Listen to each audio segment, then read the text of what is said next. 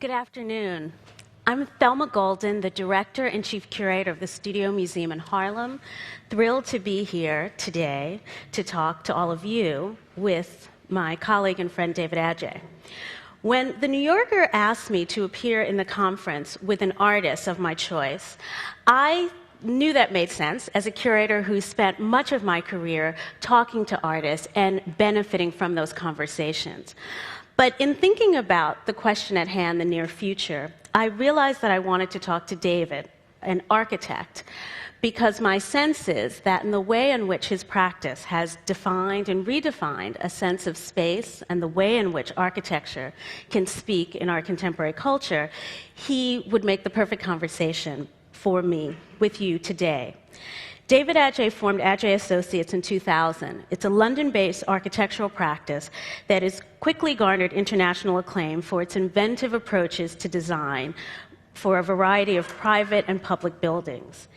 His work occupies a grounded realm in which he has rejected a signature style and, in his designs, has engaged in an elegance that is sometimes enigmatic and often enlivened by his sense of the way in which creating a spatial experience with light and form and space through a use of an interesting palette of materials can speak to what his own feelings are about the architectural realm. His public works in particular have asked the question what a public building can be in the 21st century. And so my first question for David today was really, as an architect who's often been described as an architect who thinks like a conceptual artist, and without going into what might be an idea of artists who want to be architects or architects who think they're artists, can you speak about this space between the practices and between the media as you have defined them in your work? I think, Thelma, essentially, I just think we live in an age where the potential of space making has never been greater. We have incredible technologies that we're able to deploy to make extraordinary buildings, an example of which we're in right now. But I think what becomes really clear for a practitioner like me is that actually with the kind of hybridizing, sort of fracturing, kind of sometimes homogenizing kind of nature of culture, I think the very idea of what it means to make a building becomes central to that. It's no longer just a sum of a sort of economic aspiration or a kind of a functional aspiration. I think that there's this kind of other imperative, which is about how it kind of starts to script along with our lives, sort of a story about our times. So really for me, the business of making architecture now is about kind of sort of, as it were, diving deeper into what culture means, or to try to track culture and to try to kind of bring a certain kind of legibility from that into the work. Now it becomes a very difficult thing to kind of to do, so each scenario is specific, each scenario is sort of present with its own sort of ambiguities, curiosities, kind of potentials, etc. Your practice is currently building buildings all over the world, but you think very specifically about each location and each place you're in. And you try to read them, not just through the sort of topography of the site you're working with, but also through the traces of what those places mean to the people who live in them. Yeah, I think, and when we talk about traces, I think it's no longer just enough to talk about the physical traces. It's also about the emotional trace of a place, and that has equal power with the physical space, or the physical kind of artifact of the place. So in a way, it's about, in certain projects, the emotional content of the place can also be kind of drawn in as a way of kind of marking, consolidating in sort of physical space ideas to do with that particular place. So sometimes when we talk, I mean, the idea of basically what it does is that the idea of context becomes incredibly expanded. Context is no longer, for an architect, a physical construction. It's also a kind of much larger arena to be mined. Mm-hmm. You've opened an office here in New York and begun thinking about this city. Yeah. Is there anything you're thinking about now about New York, how it's defined architecturally, spatially, artistically? New York is a sort of, New York is an ongoing project. It is a kind of, as sort of, several, Rem Koolhaas has said it, several people have said that New York, some people have said New York is a kind of completed experiment, actually, that it was this kind of radical, turn of the century kind of experiment about economics, and it's maybe done. But in a way, I think it's also a kind of, it's also in the same time, what it's done is kind of developed incredible residue. And in that ability to kind of create residue, it's kind of developed multiple potentials. So the experiment is no longer linear, it's kind of fractured, if I'm making sense. So I think within that, for me, I find New York a kind of really interesting new model, again, in its kind of, in the collapses and in the kind of pockets that sort of make it so varied. And that in that there is a kind of potential to reread the idea of city making. Mm-hmm. So I'm really fascinated by that, and that's one of the reasons I'm also here. Mm-hmm. Mm-hmm. I think that when you have described often the references in your work, they have moved me to sort of understand the way in which you think about a building. But can you maybe track out a little bit the sense of how reference then plays into the work you make, but more importantly, how you then read architecture in this contemporary moment through reference, how you as an architectural practitioner imagine what architecture should mean to us right now? I think there are a couple of things. One, in terms of reference pieces, I kind of in the work sometimes refer to artifacts, mostly objects. And I refer to them not in that sort of traditional way of saying that's a kind of metaphor or that's a simile of something, but in a way that certain objects, artifacts, encapsulate within them sort of vast histories, ideas, rituals, cultures, etc. And that within that sort of encapsulation of objects which become reduced and kind of with their iconography being really precise, I think there's a kind of power in being able to understand the complexity of the time that we're in and the ability to kind of make things which have a certain kind of legibility and a certain kind of projection for legibility for the future, as it were. Mm-hmm. In your public buildings, particularly projects that you've made in the UK, particularly your series of libraries in London called the Idea Stores, you have positioned an idea of what buildings can mean for a public in cities right now.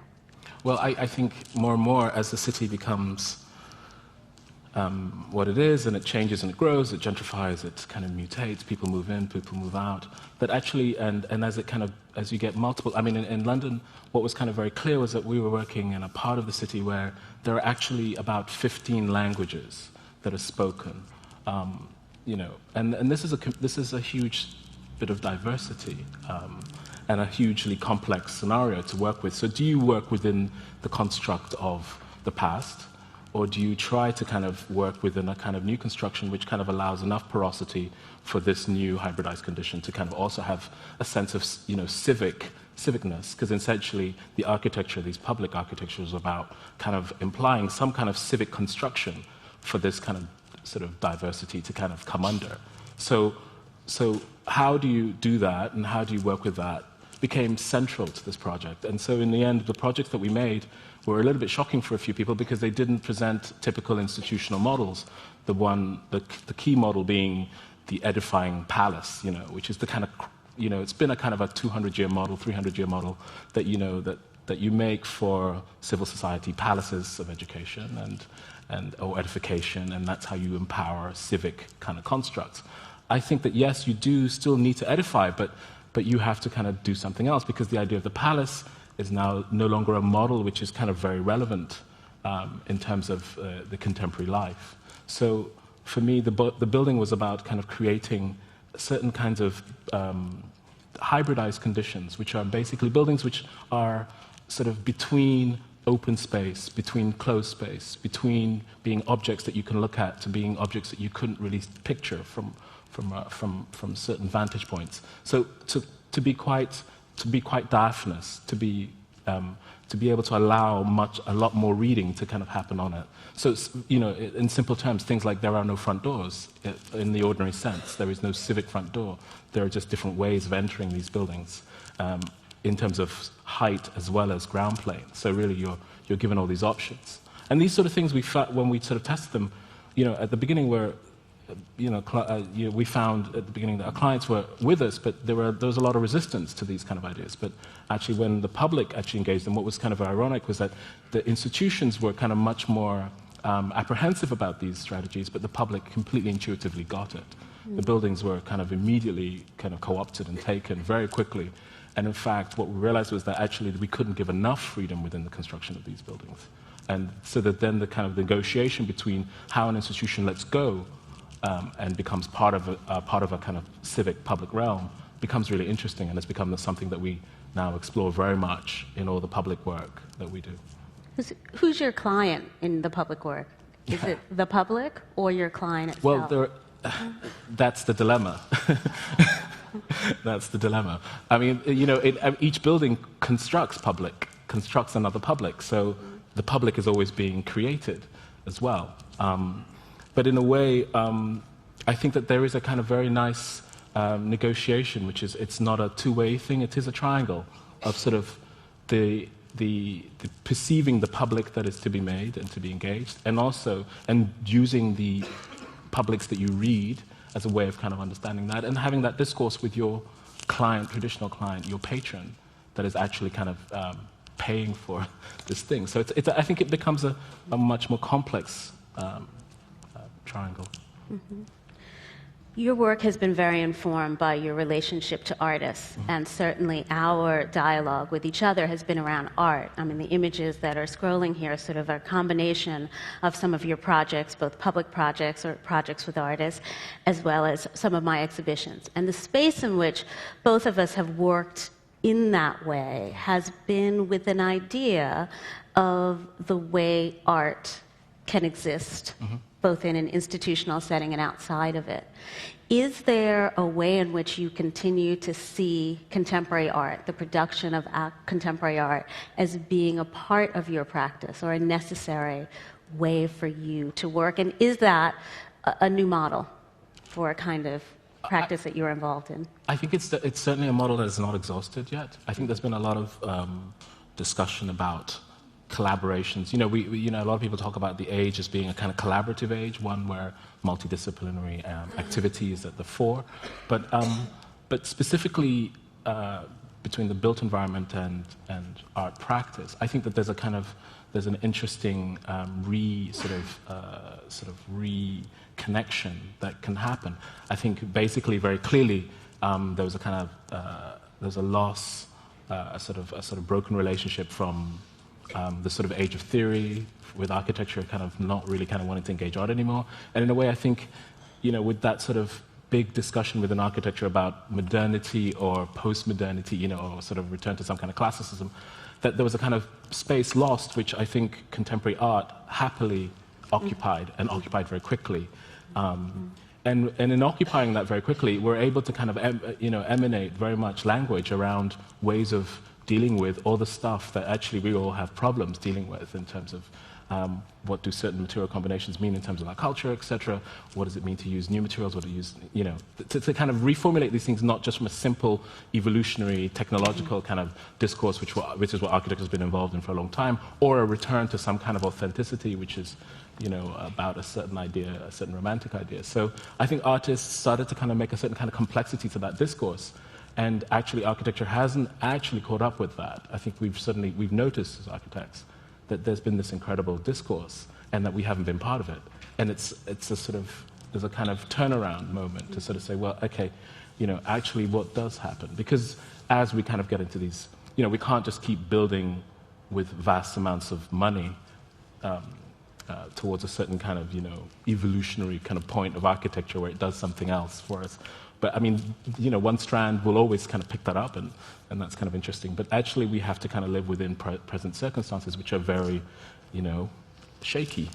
But within that, the idea of construction is still absolutely relevant. And how do you make construction within all these kind of sort of notions? And I think that actually artists have constructed many sort of worlds which allow insight. So I mean, right now I teach a course, and I've actually started teaching in architecture. A course where I bring an artist into an architectural sort of institution, and there is no hierarchy between myself or the artist, and we run a program which teaches master's students a sort of both both viewpoints, a sort of biometric viewpoint, which is confusing for most architectural students. The first year it was definitely disorientating for a lot of them, kind of trying to work out who was the kind of who was the person that they should actually listen to specifically. But in a way, the idea was to kind of set up this openness within the discourse of architecture and then to find new fusions from it, and that's been really exciting. Some years ago, I made an exhibition that we've talked about a lot called Freestyle. And the underpinning of this exhibition, I sort of formulated an idea of a kind of conceptual stance that I felt was important as a way to think about art being made by Black artists. And in this formulation, post-Black, it was sort of fabulously misunderstood in the public realm. But it really, more than anything, was a way to sort of talk about artists, creative individuals who were at once invested deeply in culture, their own, that they inhabited as well as the one they inherited, but also allowed for a way to reinvent it and not necessarily have to own all that happened in the past. And one of the things that we've talked about most is both of our sense of both our past and our future as being about an understanding of Africa. One that goes beyond, say, the contemporary culture's engagement now in sort of all sorts of complicated relationships to the continent. And you've been working on this amazing project where you've been documenting the capitals of Africa architecturally, but in that process, thinking about what it means. And there's a long way of saying an interviewer once sort of talked to you about you outing yourself, right, as an African, a person of African descent, and that influence on your work. You know, in this moment, right, where we're all thinking about the nature of how race is defined, positively, negatively, complicatedly not, can you talk about the ways in which both that are important and not, that this idea of Africa with a big A, as well as the way in which we might think about the continent? From built space, historic space, emotional space, your own space. I think, I mean, to answer the question a different way, I am the whole project of a sort of returning to Africa now, and the idea of visiting all the capital metropolitan conditions of these 53 states, which makes up this continent, was to kind of revisualize for myself. I mean, I was born on the continent, but really even as somebody who was born on the continent, spent time there, and then sort of moved to the West, you know, I have huge gaps in my sort of image of the continent. And I realized just through conversations and dialogue that actually there were huge gaps in not just my sort of viewpoint, but a lot of people. And I sort of wanted to kind of, in a way, the journey was a kind of slightly biographical. It was about me returning and kind of remaking the journey. Specifically, I didn't want to read it anymore. I wanted to experience it. And also to try and really kind of get to grips with something which I was completely clear about because I'd experienced it, which is that actually, of all probably the continents on the planet, the most hybridized conditions exist now in Africa. Only because it's had this incredibly fast notions of sort of urbanization, which have sort of hit it in the last sort of 200 years, really terminating in the last 50 years for most of the continent, and that this is a kind of really quite radical phenomena. So it's sort of, you know, if you're lucky in some parts of the Yoruba kingdom, you have vestiges of the kind of indigenous African city, and then you have the Islamic model, which permeated with the kind of with the spread of Islam through Africa, and then you have the colonial model, and then you have the European model, which is basically settlements in South Africa, you know, Rhodesia, etc. Then you have the nation-building model, and then now you have the kind of new urbanized economic model, and it's all happened so fast that you have this very interesting condition, which is not. It's not even something that you can track in Latin America or in sort of the Near East. And I was just fascinated by that, because what it does is that, you know, Africa is essentially it's a rural culture, essentially. But what it's done is that it hasn't kind of definitely made this jump into this idea of urban either. So it's a kind of very diaphanous dialogue between the rural and the urban. And so it makes a kind of new kind of city for me, which I don't think there is a kind of clear model of. It's not about a city as a kind of everybody moves to that kind of center and it becomes a cluster, but actually this is where a scenario where actually people continually, generationally have both feet in the kind of rural and the urban. And then within that you have ethnic kind of sort of articulations of what rural culture might be, and that has an impact on also what urban towns might be. So there's a kind of reading of the city which is completely invisible, which is the one inhabited by Africans. And it's kind of lived, and it's totally misunderstood. And for me, that was kind of, in a way, explained my own kind of identity and my own kind of sort of way of kind of operating in the world. And so, in a way, the book is a kind of way of trying to kind of use the physical evidence as a way of emanating some of this information and to really start a discourse about it. And to think about it in the way it plays into your work. Yeah, absolutely. Well, it plays centrally into my work because it's sort of, it's the device, it's basically, it's the agency that I use within the work as a way of kind of layering it. Great. Thank you all, and thank you, David. Thank you.